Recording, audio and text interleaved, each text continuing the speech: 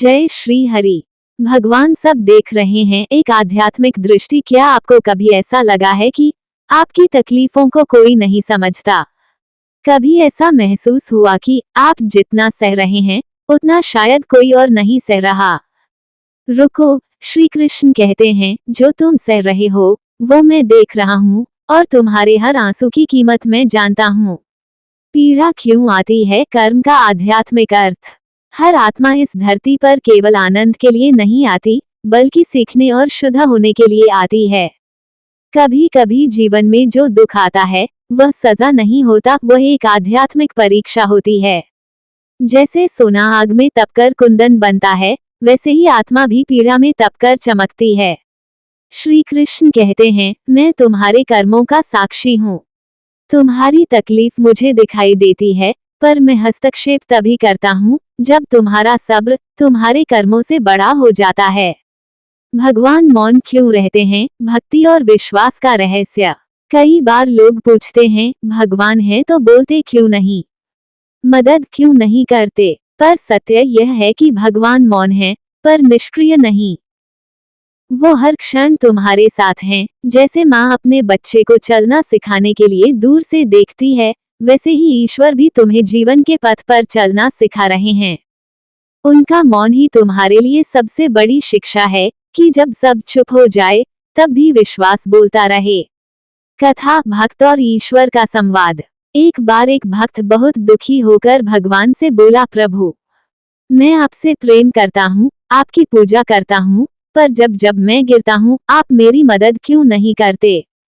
आप मौन क्यों रहते हैं? रात में उसने एक स्वप्न देखा। वो समुद्र तट पर चल रहा था और रेत पर दो जोड़ी पैरों के निशान थे, एक उसके और एक भगवान के। पर जब उसके जीवन में दुख और कष्ट आए तब उसने देखा रेत पर केवल एक ही जोड़ी पदचिन्ह रह गए हैं। वह रो पड़ा और बोला, हे प्रभु, सबसे कठिन समय में आपने साथ क्यों छोड़ा? भगवान मुस्कुराए और बोले, पुत्र, उस समय मैंने तुम्हारा साथ नहीं छोड़ा, बल्कि तुम्हें अपनी बाहों में उठाकर चल रहा था। सब्र का फल। श्री कृष्ण कहते हैं, तुम्हारा हर आंसू मेरे लिए एक व्रत है, तुम्हारा हर सब्र मेरे लिए एक साधना है। जब मैं तुम्हें तुम्हारे सब्र का फल दूंगा तो तुम्हारे हर आंसू के बदले हजारों मोतियों से तुम्हारी झोली भर दूंगा। आस्था का अर्थ यही है, अंधेरे में भी यह जानना कि प्रकाश अवश्य आएगा। क्योंकि जो भगवान पर भरोसा करता है वो परिस्थिति पर निर्भर नहीं रहता, वो उस परम सत्ता पर निर्भर रहता है जो इस सृष्टि को चलाती है। आत्मा का विकास। जब कोई व्यक्ति दुख में भी शांत रहता है तो वो केवल एक इंसान नहीं, एक साधक बन जाता है। उसकी आत्मा उच्च लोकों की ओर बढ़ने लगती है। यही तो योग का सार है। कर्म करते रहो, पर परिणाम को ईश्वर पर छोड़ दो।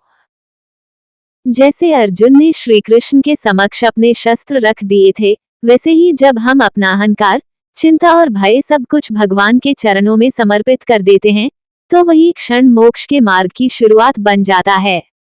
श्रद्धा की शक्ति।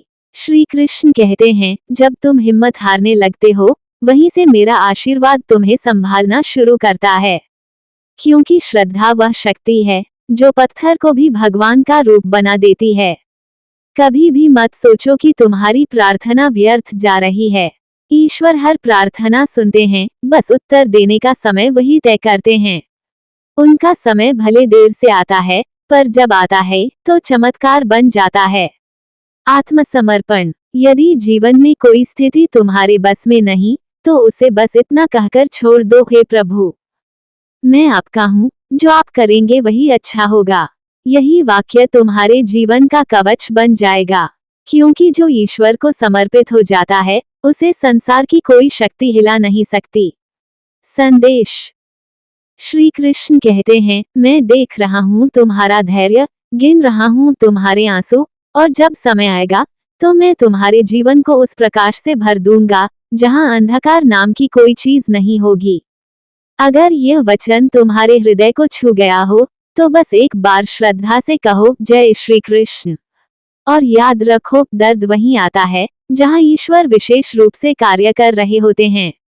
धैर्य रखो, चमत्कार तुम्हारे ही जीवन में लिखा है। मिलते हैं अगले वीडियो में। जय श्री हरि।